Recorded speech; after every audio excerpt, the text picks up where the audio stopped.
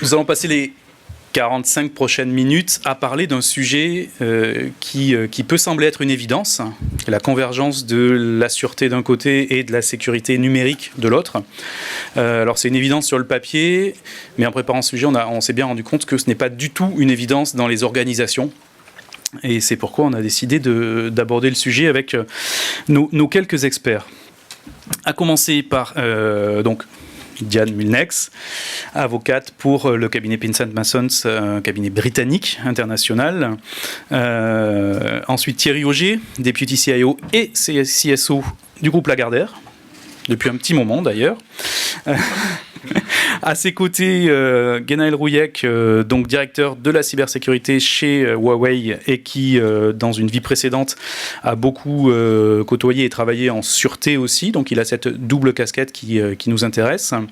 Et pour finir, à côté de Diane Mulnex, François Baume, qui est Risk Manager et Insurance Manager pour le Bureau Veritas et également qui représente également l'AMRAE et qui lui évidemment occupera le terrain finalement du Risk Manager puisque l'idée que nous avons eue pour cette table ronde est vraiment d'essayer de comprendre comment toutes les forces vives qui participent à la protection de l'entreprise, protection au sens large de l'entreprise, peuvent travailler ensemble. Et évidemment, le risk manager a un rôle capital à jouer.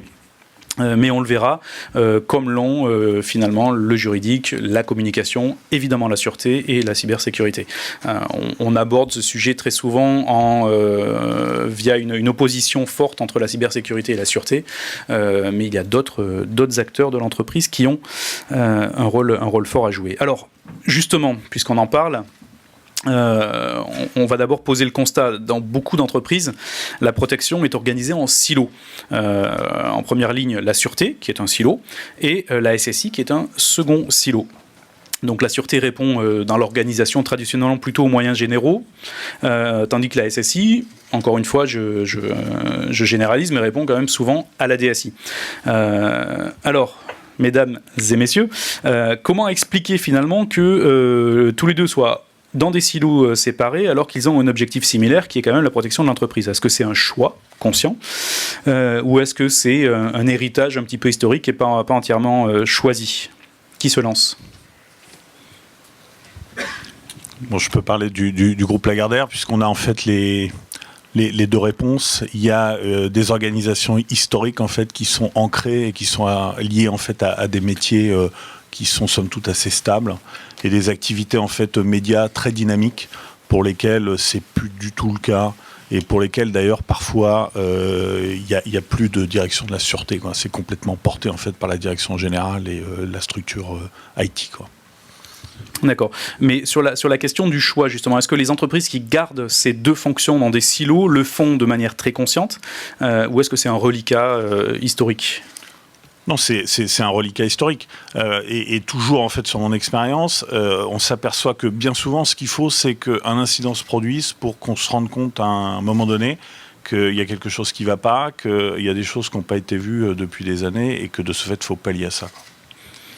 Alors moi, je rajouterais, c'est également un problème lié au métier, puisque historiquement, des métiers ont des rôles différents et ils ont été rassemblés pour former des PME, voire des groupes industriels. Et pourquoi changer quelque chose qui fonctionne, on va dire, tant qu'il n'y a pas de crise? Et lorsque la crise arrive, effectivement, là, les managers, le board, se posent des questions et disent voilà, comment je peux faire pour ne plus que ça se reproduise? Cette bonne vieille crise qui nous aide beaucoup.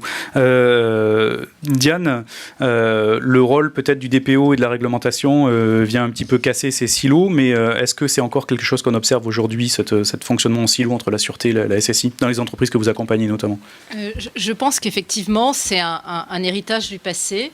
Maintenant, on a quand même un certain nombre de directives et le règlement européen sur la protection des données est en train de changer complètement la donne de la gouvernance de ce type de sujet. Et que ça soit la directive sur la sécurité des réseaux, vous avez une directive sur le secret des affaires, bien entendu, vous avez le règlement sur la protection de données personnelles, vous avez des fortes contraintes qui vont devoir être en application d'ici un peu plus de 18 mois.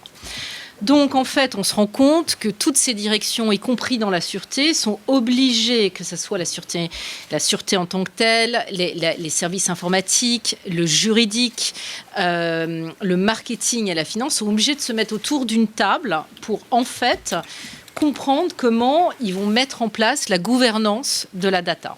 Et ça, c'est un vrai sujet. On se rend compte que ça se fait plus ou moins dans la douleur selon les entreprises, parce qu'il y a des BU qui ont un mode de fonctionnement très différent, que tous les contrats ont été faits très différemment, etc. Donc je pense qu'aujourd'hui, le vrai souci qu'on a, c'est que oui, c'est un héritage, mais que la mutation se fait parfois un peu dans la douleur, parce que c'est des départements et des fonctions qui ne se parlaient pas, et qui aujourd'hui ont un impératif, et je ne vous parle même pas des réglementations particulières, par exemple au service financier, vous avez d'autres choses que l'AMF demande, etc.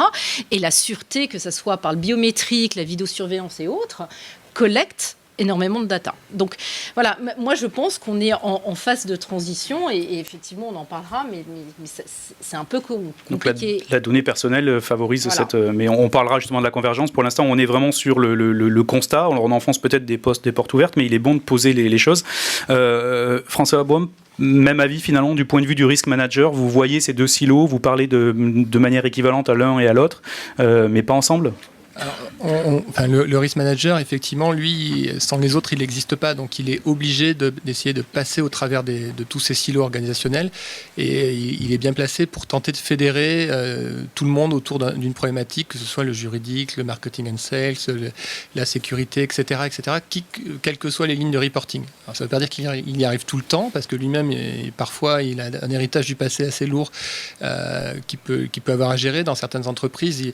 On parle de risk manager, mais finalement, la réalité des faits, c'est plutôt un acheteur d'assurance, donc qui lui-même, du coup, se retrouve dans son propre silo.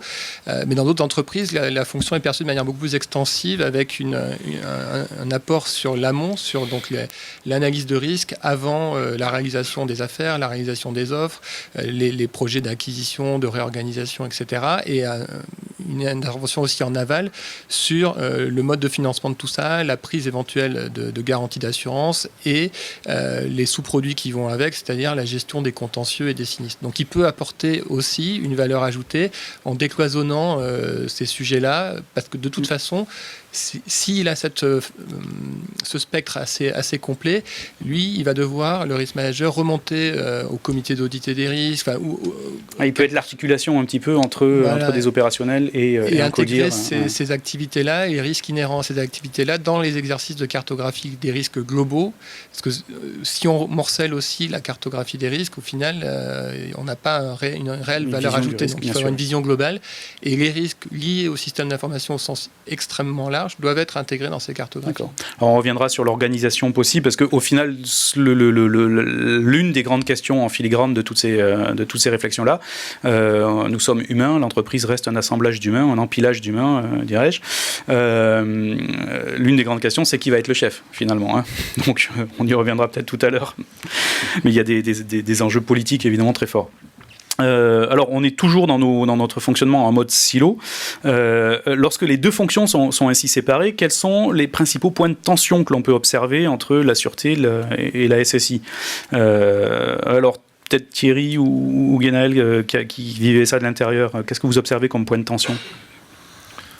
Principalement, et c'est un petit peu ce que j'évoquais tout à l'heure, c'est avant tout de l'inefficacité. Je pense que ce matin, ça a été évoqué là en session plénière, et pour moi, c'est clair, et comme ça l'est en fait pour beaucoup de RSSI, pour que ça puisse fonctionner aujourd'hui, on a vraiment besoin en fait d'une osmose, et on a besoin que les moyens qui sont mis à disposition et qui sont installés au sein des organisations le soient vraiment d'une manière structurée, quoi.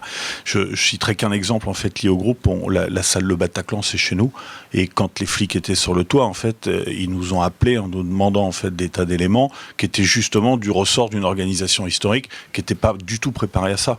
Et voilà. Et quand on tire cette ficelle-là, on s'aperçoit que effectivement, ça fait des années que ça aurait dû en fait être revu, quoi. Oui, moi je voudrais rajouter également que pourquoi on ne se parle pas, c'est parce qu'il y a la notion du résultat, il y a la notion de plaire au chef, et il y a cette notion également de métier, d'impression de métiers différents, c'est-à-dire que l'IT à sa propre connaissance. Et la sûreté, de toute façon, la sûreté, on n'en parle pas puisque c'est secret. Donc voilà, donc les gens ne se parlent pas non plus. Et la difficulté est là. Et quand les chefs ne se parlent pas, eh bien, pour plaire aux chefs, la pyramide en dessous ne parle pas non plus. C'est une histoire de chef. Alors, Diane ou François, est-ce que vous avez peut-être des choses à ajouter? Alors, pour nos intervenants, n'hésitez pas, si jamais je ne vous relance pas directement et personnellement et que vous souhaitez intervenir, vous me faites un petit signe de la main et évidemment, toutes les questions sont ouvertes à tout le monde.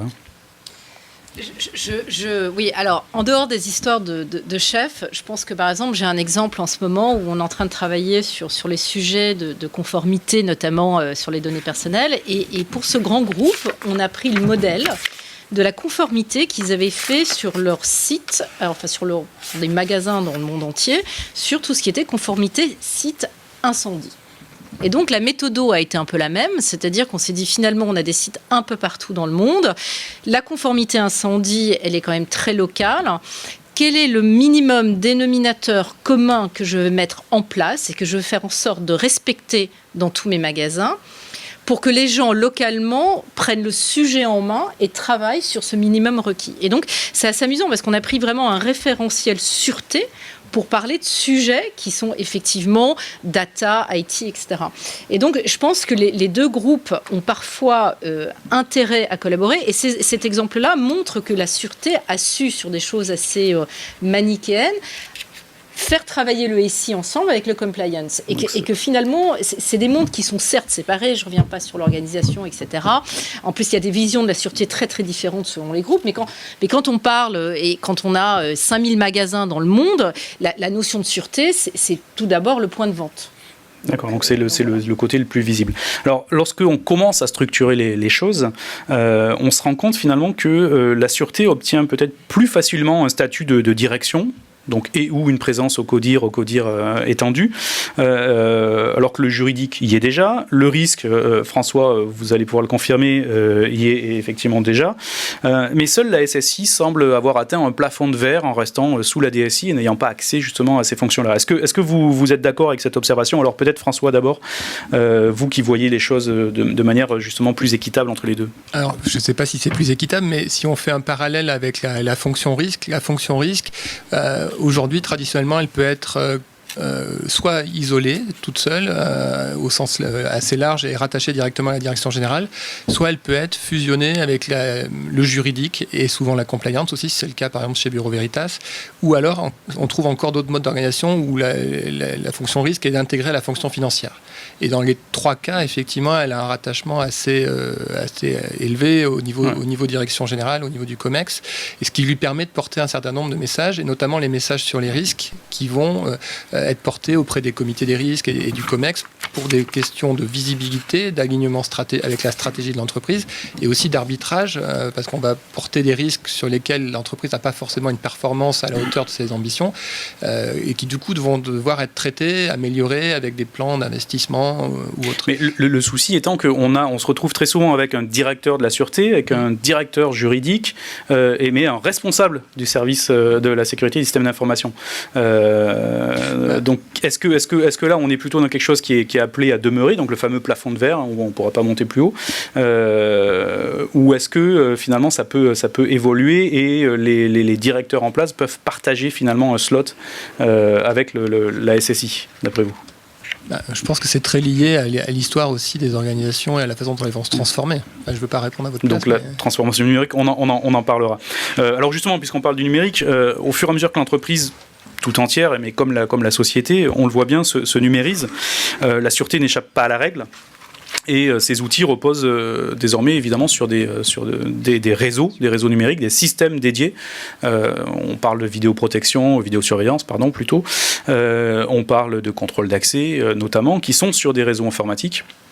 Des moyens de communication tactique, finalement les radios aujourd'hui sont des radios numériques très souvent. Alors est-ce qu'il n'y a pas une opportunité finalement, à la fois une opportunité et un risque pour la SSI? C'est-à-dire l'opportunité c'est de voir ces services valorisés auprès de la sûreté, puisque la sûreté dépend maintenant d'outils informatiques qu'il convient de protéger, et ça c'est la SSI qui sait le faire. Mais également un risque, c'est finalement que si la SSI ne fait pas trop de bruit et se contente de répondre à ces attentes-là, elle va être elle va être perçue plutôt comme une fonction support qui va être au service de la sûreté. Est-ce que vous voyez plutôt ça comme une opportunité ou un risque pour la SSI ? Alors, en fait, on a, mon expérience, je me suis appuyé sur la SSI et l'IT interne, justement pour la faire évoluer et la faire participer et la sortir du cantonnement qu'elle avait. Parce qu'on parlait effectivement, on parle de responsable sécurité système d'information et on parle de directeur de la sûreté. Le delta est énorme et effectivement, moi j'ai fait venir l'IT pour participer. On a mis en place des systèmes, on a mis en place un tas de sujets et ça a permis, je dirais, d'échanger, de parler, de voir que finalement il n'y avait pas tant de guerre de tranchées que ça et que la finalité était de défendre l'entreprise des risques extérieurs et donc une synergie qui a été faite par cette fusion et cette utilisation interne des différents services et des pôles de compétences. Diane, sur le juridique, est-ce que pour vous, finalement, du point de vue d'une direction juridique, la SSI, c'est une fonction support qui est là pour faire les basses besognes purement techniques, ou est-ce que c'est un vrai partenaire ? Non, je pense qu'au niveau de la direction juridique, l'ASI, c'est les types qui signent des contrats sans les lire et qui nous envoient la veille et qui nous demandent de signer en bas de la page. Donc c'est un petit peu voilà, ça sent le vécu. Donc le vrai sujet qu'on a aujourd'hui, c'est que ça va plus être possible. Pourquoi ça va plus être possible ? Parce que l'exigence de conformité fait que dans n'importe quel contrat cloud et autres, etc., vous allez devoir savoir où sont vos données. Deuxièmement, vous allez reprendre tous les anciens contrats pour faire en sorte qu'ils soient en conformité avec le règlement. Donc, ça oblige à quoi ? Ça oblige à des gens à se parler. Ça oblige aussi la fonction procurement d'être quand même relativement aguerrie. Et puis aujourd'hui, moi, je ne suis pas très sûre qui va en fait s'asseoir au CODIR. Parce que d'abord, de façon traditionnelle, des fois le juridique n'y est pas. Alors c'est le secrétaire général, donc on a ces fonctions un peu chapeau, etc. Mais on va avoir des DPO et les DPO vont être responsables. Enfin, la question n'est pas tout à fait tranchée, mais il y a des vrais risques de responsabilité civile et pénale. Donc finalement, est-ce qu'on ne va pas plutôt mettre le DPO au CODIR parce que, entre guillemets, il va y avoir des vraies problématiques de responsabilité si les choses ne sont pas faites et c'est vers lui que va converger toutes les demandes des autorités, quelles qu'elles soient. Donc je pense qu'aujourd'hui, la gouvernance des entreprises, elle change et elle est amenée à revisiter parce que, effectivement, et vous avez raison, si on ne bosse pas main dans la main, on ne va tout simplement pas y arriver. Donc, voilà. Parce que nous sommes bien d'accord. François, du point de vue du risk manager, la SSI, c'est un simple fournisseur de services, une fonction support de la sûreté, ou ça peut être un partenaire de niveau équivalent si on oublie le delta énorme, justement, comme le dit Ganaël, entre le responsable de la sécurité système d'information et le directeur de la sûreté. Non, pour le risk manager, ça va être un partenaire équivalent à plusieurs titres parce qu'il contribue à la résolution, à l'amélioration du profil de risque de l'entreprise. Et puis par ailleurs, le risk manager, il va avoir souvent aussi en charge l'achat d'assurance qui est en général pas fait par les directions achats.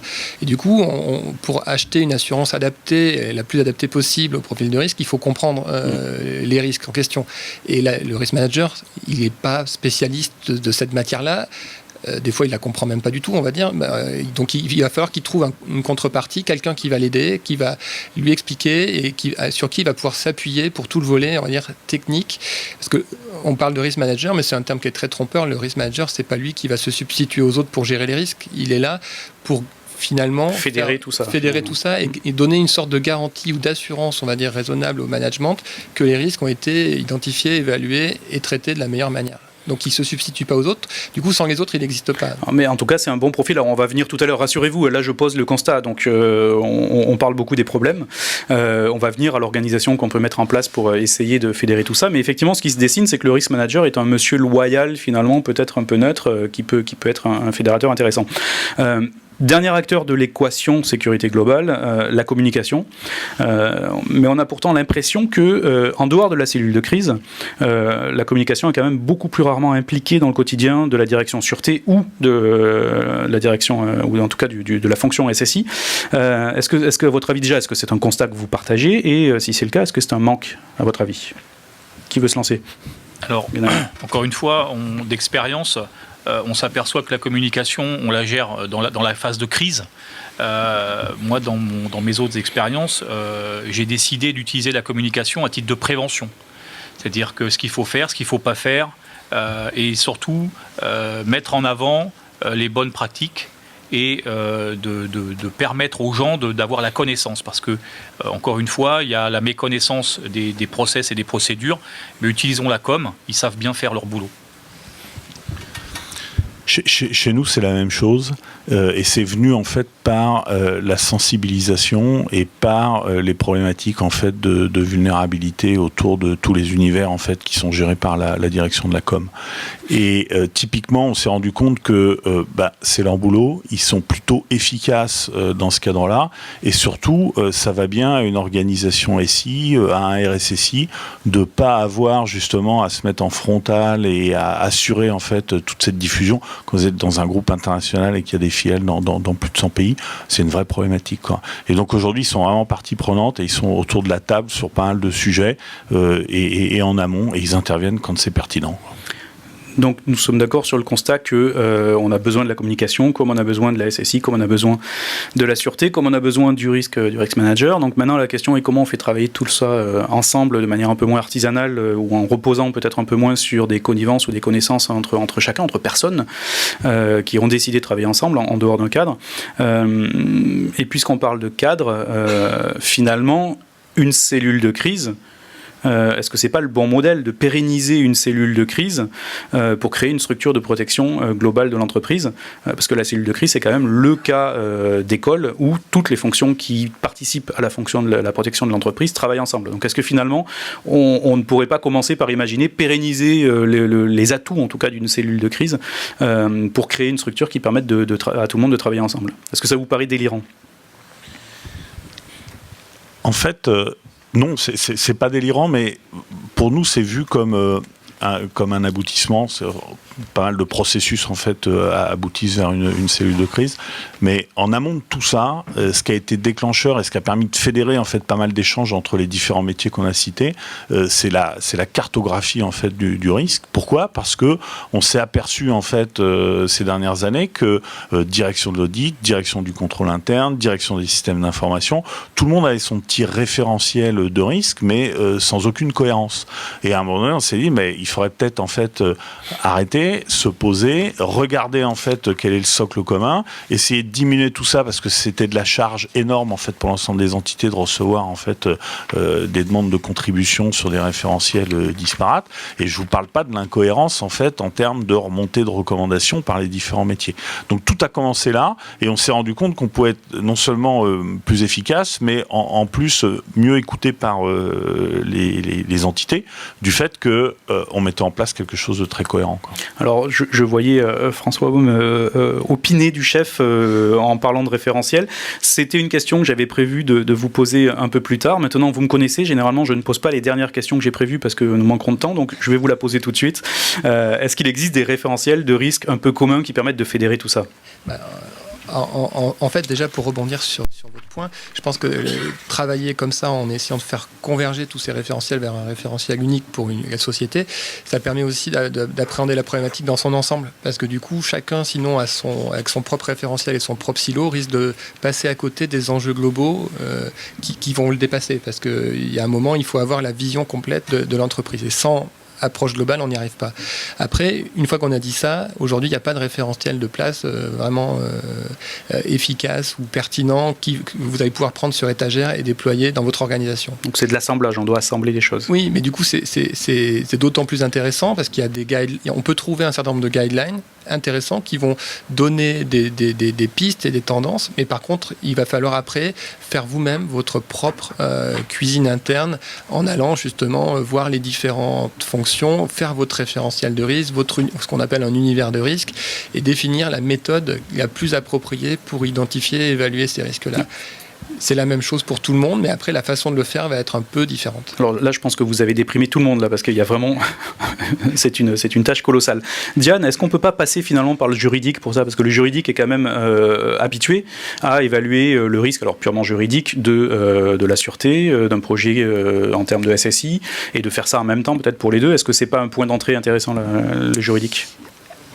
Moi, je pense que c'est compliqué de passer par le juridique parce qu'on est toujours les gens qui vous donnent des scénarios horribles, qui vous parlent de responsabilité pénale, civile, et vous vous dites on va jamais pouvoir bosser avec ces mecs-là.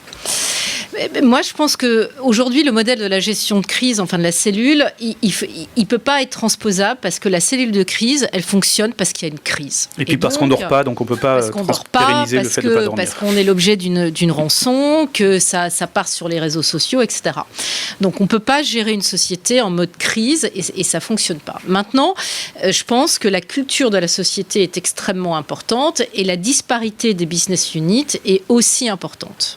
C'est-à-dire qu'aujourd'hui, il y a des sociétés qui culturellement ne vont pas imposer aux gens un référentiel précis parce que ça ne fonctionne pas. Ils sont dans un mode collectif, ils créent des groupes, des communautés, entre guillemets, qui sont attirés par ces sujets, qui prennent des gens comme vous, qui prennent des juristes, qui prennent des risk managers et qui s'emparent de dossiers. Et c'est vraiment cette notion un peu de management, d'empowerment.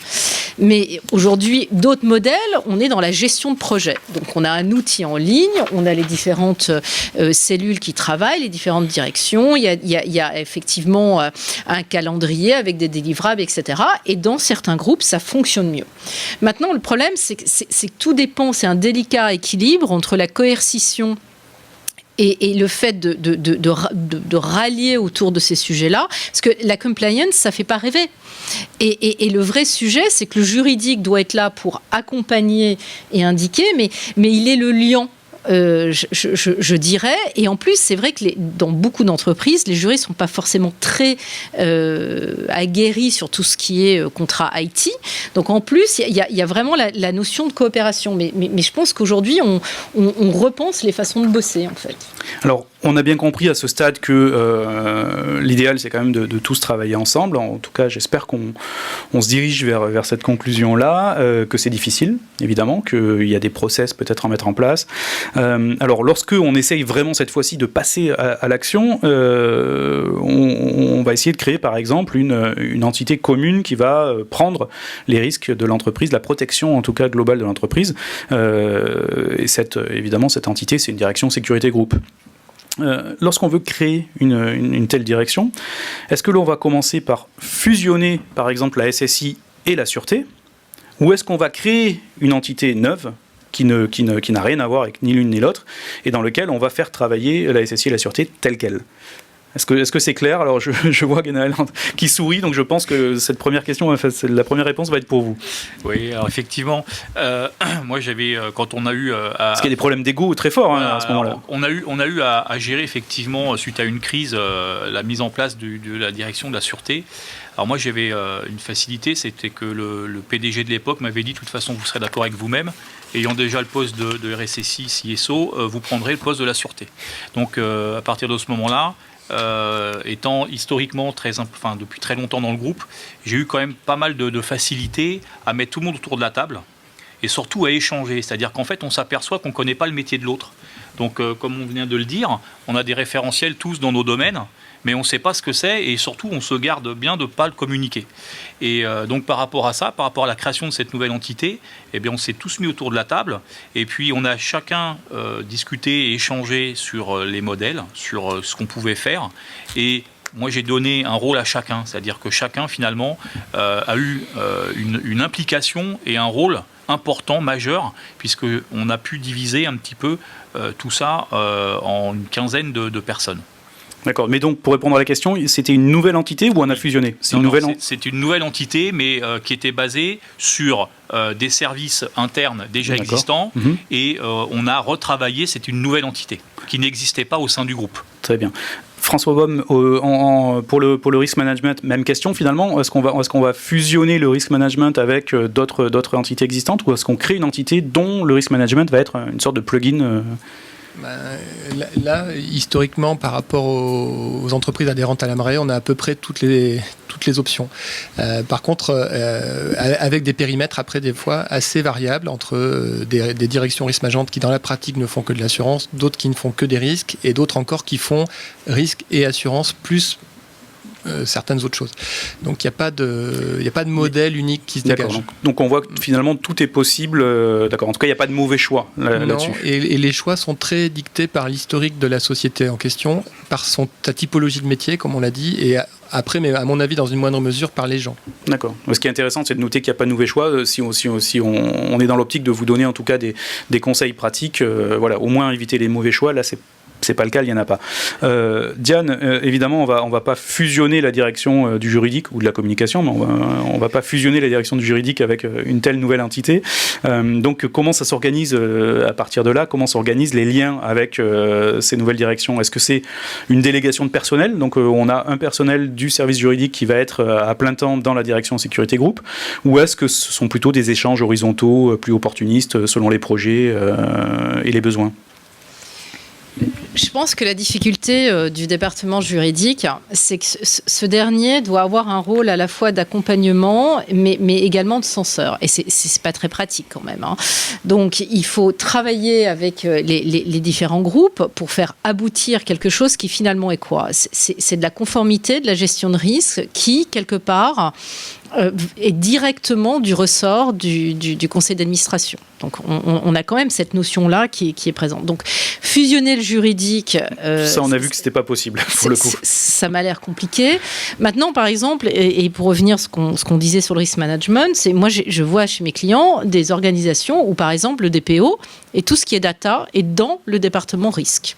Donc, et là, ça crée parfois des tensions parce que les juristes disent « mais toi, t'es DPO, mais en fait, anciennement, t'étais RSSI, donc t'es pas juriste, tu comprends rien à la réglementation, etc. » Bon, bref. Donc, l'idée, c'est que quelque part, aujourd'hui, je pense qu'il y a effectivement des convergences et il y a des échanges de compétences. Parce que un juriste ne pourra jamais comprendre clairement un contrat de manage de service géré dans un gros projet d'outsourcing si la personne de l'IT ne lui explique pas exactement ce qu'on fait, etc. Donc, il ne peut pas conseiller sur le facteur risque et vice-versa parce que si vous n'avez pas un juriste qui vous pose des questions sur quelle est la data que vous traitez, où est-ce qu'elle est transférée, c'est quoi cette API qui traite, qui fait de l'analyse comportementale qui est sous-traitée en Inde, on est là pour poser les bonnes questions. Mais justement, on le met où ce juriste? Est-ce qu'on le met à plein temps au sein de la direction de sécurité groupe ou est-ce que c'est simplement des demandes de services finalement à la direction juridique? Alors, c'est pour reprendre sur la guerre des chefs. Ouais. Je pense que dans un monde idéal, dans le monde de oui, tout le monde serait ensemble et tout le monde s'entend et tout le monde travaille ensemble. Maintenant, dans la réalité, c'est que quand il y a des choses compliquées, il faut des directions séparées parce qu'on revient malheureusement à la guerre des chefs, mais il faut bien qu'il y ait un type qui est le fin bout dans l'histoire. Et que ça soit le risque qui dit, bon, ben voilà, j'ai écouté toutes les parties, voilà mon risque et je le qualifie comme ça et je l'assure, mais il faut qu'il y ait quelqu'un qui prenne décision. Et donc, c'est pragmatiquement, il faut un capitaine dans le bateau. D'accord, donc on reste vraiment sur une direction juridique indépendante et des relations horizontales. Lorsque nous sommes à l'international, dans un cadre international, comment se gère cette direction de la sécurité groupe? Est-ce qu'elle s'appuie sur des structures dans les filiales ou est-ce qu'elle reste la tête pensante qui va imposer en mode push aux filiales? Chez nous, c'est un réseau donc qui est pas hiérarchique, donc qui est lié fait de liens fonctionnels, avec donc des gens qui suivent des directives émises effectivement par la direction du groupe et ses différents métiers, et qui sont contrôlés par d'autres métiers. Et ça, je rebondis aussi là sur ce qui a été évoqué, c'est que ce qu'on a vu nous on est pas mal fédéré autour du comité d'audit du groupe, donc qui est un peu en fait le fédérateur qui distribue les tâches, et c'est pas mal parce que il y a plus de hiérarchie à ce niveau-là, c'est-à-dire que le RSSI monte au comité d'audit, le DSI monte au comité d'audit, le juridique est au comité d'audit, il y a la finance, enfin tout le monde en fait en prend pour son métier, quoi. Et de ce fait, ça permet d'organiser un petit peu l'ensemble des travaux qui vont être demandés avec les experts, ce qui a été évoqué, qui sont capables en fait de porter ces dossiers-là et donc d'être plus efficaces, quoi. Voilà. Gaël, peut-être à l'international, une vision internationale de votre organisation. On avait effectivement, il ne faut pas oublier que les États ont des textes et des lois, donc on n'est pas au-delà de ces textes. Et qu'effectivement, on avait une autonomie, et du même principe que Thierry, des directives étaient prises en centrale et des axes et à appliquer en fonction du local. D'accord. Bon, forcément, on parle de texte et de loi, donc je vais proposer à Diane d'intervenir sur ce sujet-là. La direction sécurité groupe doit finalement aussi avoir une vision claire de ce qu'elle a le droit de faire ou pas en fonction des pays et des filiales, et ça, c'est géré évidemment par le juridique. Comment on transmet ces contraintes-là, finalement ? Moi, je fais de l'international au quotidien, puisque je suis basée à Londres et je passe une semaine par mois au Moyen-Orient sur ces sujets-là. Et je me rends compte que la plus grande difficulté qu'ont les entreprises, c'est avoir, si je puis dire, un espèce de reality check sur ce que leurs filiales peuvent vraiment faire et qu'est-ce qu'il est possible de leur demander. Parce que quand vous regardez la disparité des présences à l'international, vous avez des bureaux qui sont certes stratégiques dans des pays au Moyen-Orient, mais qui concrètement n'ont pas les moyens physiques, humains, financiers, tout ce que vous voulez, pour gérer ce type de sujets qui sont quand même d'une maturité certaine. Donc la vraie problématique de l'international, et ça revient à la gestion du risque, c'est quel est le minimum dénominateur commun qu'il va falloir mettre en place. Deuxièmement, quelles sont mes zones de risque et où est-ce que je risque des risques de sûreté ou des risques d'intrusion parce que je suis sur des contrats bien particuliers, que ça soit effectivement dans le domaine de la défense et autres, et où est-ce que je mets plus de moyens que la taille de la filiale devrait en avoir. Et je pense que c'est aussi la difficulté quand tout est central et part de la tête, c'est l'absence de contact avec la réalité du terrain. Voilà. Alors maintenant, il y a des outils très très bien faits sur tout ce qui est compliance, qui sont déroulés dans le monde entier, qui sont effectivement des questionnaires qui sont posés aux gens, qui donnent des profils risques, etc., qui sont basés sur du conseil juridique. Ce qui est permis quelque part n'est pas permis ailleurs, etc. Et ce qui permet de donner un aide au diagnostic une des matrice. Sujets. Voilà, et c'est du project management, une fois encore. D'accord. Donc je pense que c'est le deuxième écueil qu'on vient d'identifier effectivement dans le cadre de cette direction sécurité groupe. C'est comment obtenir cette granularité juridique essentiellement avec les filiales. Alors on approche presque de la fin, mais la dernière question que je veux absolument vous poser, après j'en ai d'autres, hein, rassurez-vous, mais la dernière question vraiment importante, c'est que finalement, lorsqu'on a accepté cette idée d'une direction sécurité groupe, on a vu à peu près qui on va essayer de mettre autour de la table, comment peut-être même pas froisser les égos.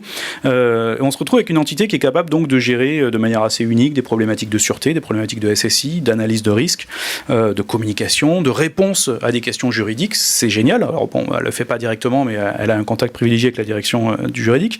Donc la dernière question qui se pose, c'est qui le mouton à 5 pattes qui va pouvoir diriger ça? Finalement, qui voyez-vous? Alors, François Boime, est-ce que c'est pas une aubaine pour le risk manager, ça? Je n'osais pas le formuler comme ça, mais bon. Effectivement, parce que le risk manager, aujourd'hui, c'est une profession qui attire des gens avec des profils très hétérogènes, ce qui fait sa richesse d'ailleurs, parce qu'il n'y a pas de filière unique de formation de risk manager. Il suffit, non, mais il faut avoir une ouverture d'esprit, une curiosité et des compétences, on va dire, d'analyse et de relationnel pour arriver à fédérer des gens qui ont des antagonismes sur une problématique pour arriver à un constat, une solution, un plan d'action et un résultat. Et sans aucun levier de pouvoir, le plus souvent. Donc du coup, ça rejoint pas mal la problématique que vous évoquiez. Alors le risk manager, il n'a pas l'exclusivité de ces qualités-là. Souvent, d'ailleurs, il ne les a pas forcément toutes. Mais ce qui fait un bon risk manager, aujourd'hui, c'est ce mix de compétences. Et donc, qui peut faire un bon directeur de cette sécurité groupe, de cette groupe sécurité. Diane, est-ce qu'on verra un juriste un jour à ce poste-là ? Non, parce que les juristes, je pense, malheureusement, n'ont pas cette espèce de flexibilité. Moi, je serais assez... je me dirais finalement, quelle est la personnalité qui peut gérer un truc comme ça? Et j'irais vers l'innovation. Et moi, je me rends compte que beaucoup de sociétés, y compris chez nous, maintenant, dans les cabinets d'avocats, puisqu'on risque l'ubérisation du droit, on a des innovation boards où on a des gens qui travaillent à l'innovation de la façon dont on va gérer notre métier. Ouais, là, ça, et moi, je pense avoir une autre structure encore. Non, mais des gens qui connaissent l'innovation et qui puissent, entre guillemets, parce que l'innovation, c'est fédérer des idées, donner des moyens et permettre aux gens d'avancer dans le bon sens. Et je pense que quelqu'un qui a ces talents-là pourrait gérer ce mouton. D'accord, c'est original, intéressant. Alors Thierry Guénaël, est-ce que, même question, et finalement, est-ce qu'on va se débarrasser un jour de l'ancien gendarme à ces postes-là ? Alors, les gendarmes ont une particularité, c'est qu'ils ont quand même une formation militaire, et ça aide. Ceci dit, il y a un point aussi qu'on n'a pas cité dans tout ça. On a cité le juridique, le risk manager, la communication, la sûreté, la SSI. Voilà, et il y a l'assureur. Moi, j'avais l'assurance aussi avec moi. Très c'est juste. Que quand on a un risque, c'est que derrière, on a des pertes, malheureusement. Il faut le compter comme ça. On voit le militaire, on a le droit à un pourcentage de pertes. Là, on n'a pas le droit. Donc il faut qu'on intègre ça. Et moi, j'avais l'assurance en plus. D'accord. Et le risk manager a souvent aujourd'hui l'assurance. Ouais. En fait. Il intègre. Chez nous, on avait vraiment cette séparation. Et donc, moi, j'avais intégré cette notion-là sur le COMEX. Très, très intéressant en termes de profil aussi. Thierry. Juste chez nous, en fait, ça dépend des profils. C'est des business différents, des opportunités à un moment donné. Et qu'est-ce qu'on fait ? On va regarder en fait les profils des gens qui peuvent potentiellement porter la mission, et on va s'organiser par rapport à ça, quoi. Très bien. Merci à toutes et à tous. Merci à nos intervenants. Merci beaucoup.